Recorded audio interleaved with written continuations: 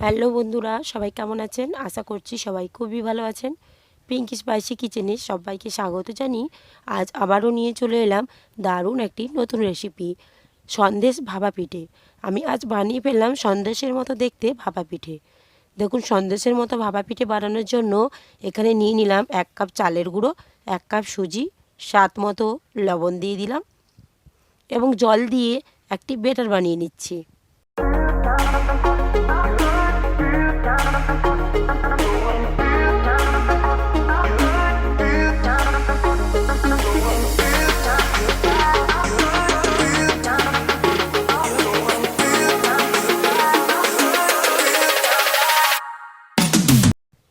ব্যাটারটা বানানো হয়ে গেছে, কিছুক্ষণ এইভাবে ঢাকা দিয়ে রেখে দিলাম। এরপর নারকেলের পুর বানিয়ে নিচ্ছি। কড়াইতে দিয়ে দিলাম নারকেলের কোড়া এবং দিয়ে দিচ্ছি খেজুরের গুড়।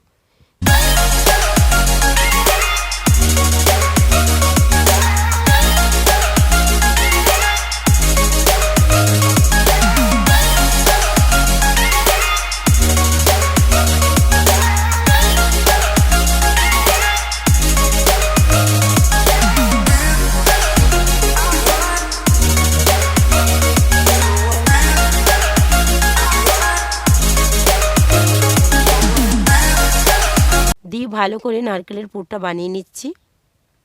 কিছুক্ষণ ভেজে নিয়ে দিয়ে দিচ্ছি এলাচের গুঁড়ো।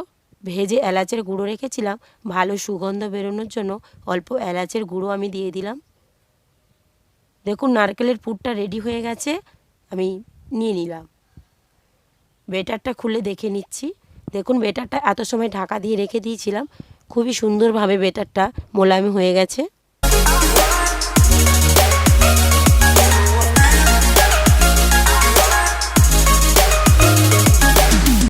পর দেখুন, একটা গ্লাস নিয়ে নিলাম। গ্লাসের মধ্যে দিয়ে দিলাম সাদা তেল, দিয়ে পুরো গ্লাসের ভেতরটা সুন্দর করে লাগিয়ে নিতে হবে। এরপর ব্যাটারটা রেডি করা ছিল, এটা গ্লাসের মধ্যে ঢেলে দিলাম।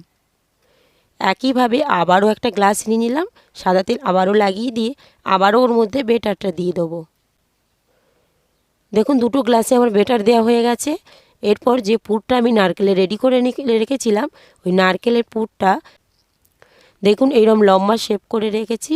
এরপর আমি গ্লাসের মধ্যে দিয়ে দিলাম। দেখুন, এইভাবে গ্লাসের মধ্যে দিয়ে দিলাম। এরপর আমার গ্লাসগুলো রেডি করা হয়ে গেছে।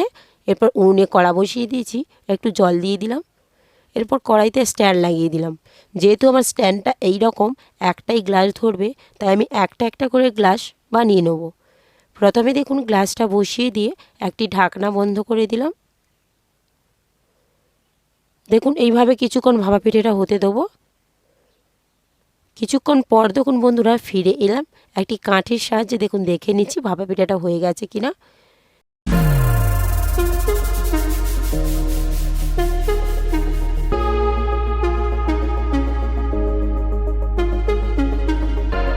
দেখুন, আমার কাঠির মধ্যে কোনো কিছুই লেগেনি, তার মানে বুঝতে হবে ভাপা পিঠাটা আমার হয়ে গেছে।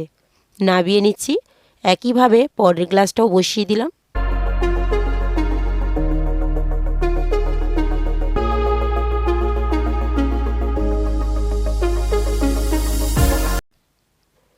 একইভাবে দুটো গ্লাস দেখুন আমার হয়ে গেছে। এরপর গ্লাসগুলোকে 10 মিনিট ঠান্ডা হতে দেবো। দেখুন বন্ধুরা, ঠান্ডা হয়ে গেছে। এরপর হাত দিয়ে ভালো করে এরকম ঝাঁকিয়ে নিলাম কিছুক্ষণ।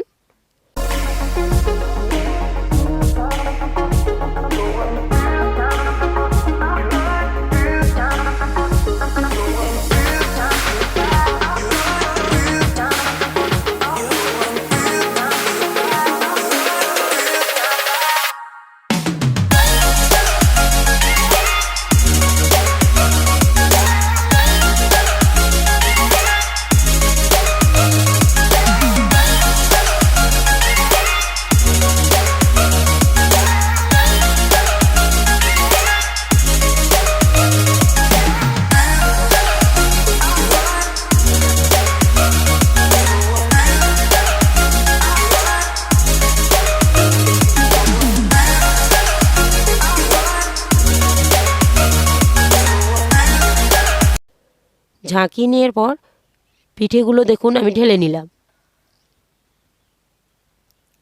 দেখুন, পিঠেগুলো কত সহজে রেডি হয়ে গেল। এরপর আমি পিঠেগুলোকে কেটে দেখাচ্ছি।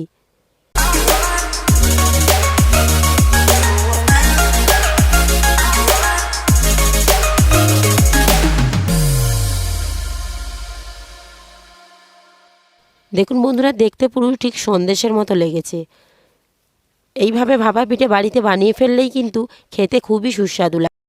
যারা আমার ভিডিওটা নতুন কিংবা প্রথম দেখছেন, অবশ্যই আমার চ্যানেলটিকে সাবস্ক্রাইব করে পাশে থাকা অনুরোধ থাকলো এবং বেল আইকন ক্লিক করে রাখবেন, যাতে সবার প্রথমে নিত্য নতুন ভিডিওগুলো আপনার কাছে পৌঁছে যেতে পারে।